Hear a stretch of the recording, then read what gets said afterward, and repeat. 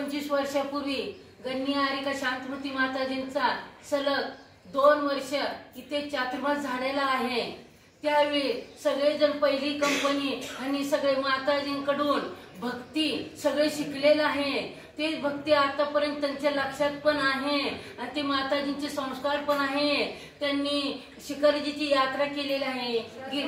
5 वेळा हाताने सांगत होते मी 5 वेळा यात्रा केलेली आहे। आचार्य शांतीसागर महाराजांना सुद्धा आहार दिलेला आहे। आचार्य बाहुबली महाराज, आचार्य धर्मसेन, जिनसेन मुनी महाराज वगैरे वगैरे किती जणांना त्यांनी काय केलेलं आहे, आहारदान दिलेलं आहे। आणि त्यांनी घरात सुद्धा शुद्धता भोजन करत होते, कुणाला सुद्धा शिवून घेत नव्हते। म्हणून त्यांना काय झालेलं आहे, आता त्यांची भाव चांगली झालेले आहे। माझं पण असं साधून घ्यायचं आहे आणि मी कवा पण इथं मंदिरात आलं की माझ्या आपण्याप भाव प्रगट होता। ह्या नलिनी भावेला आपण एक 5 मिनिटं जरा भेटून यावं असे माझ्या आतनेच भाव होत असतात। मग मी काय करणार येणार आणि आम्ही असले दुसरे विषय काय काढत नव्हतो, असंच आपलं स्वाध्यायचं करणार। मग त्यांनी म्हणणार आता माझं कसं होणार माताजी।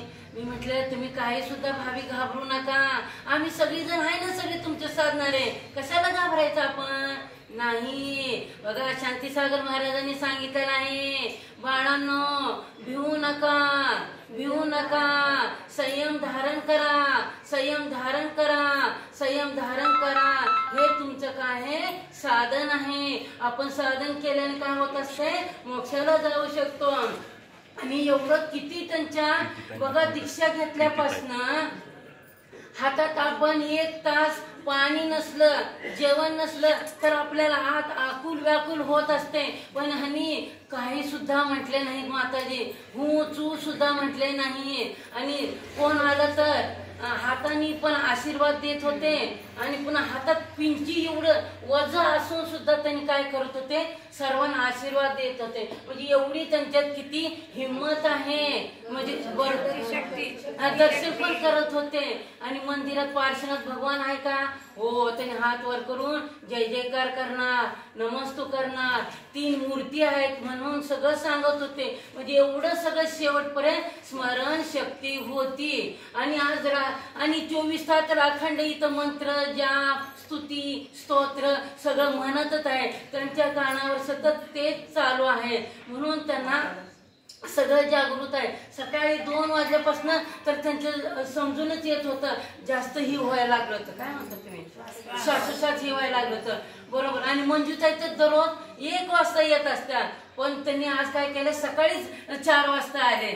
म्हणजे किती योग आहे सगळ्यांचं, सगळ्यांनी येऊन घडून सगळ्यांना त्यांच्या घरातल्यांना बोलवलं, सगळ्यांनी नमोकार इथं मंत्र म्हणत बसलो आम्ही। मग बरोबर काय झालेलं आहे, 5ला 5 कमी असताना त्यांची समाधीवर संलेखना साधनापूर्वक शांत झालेली आहे।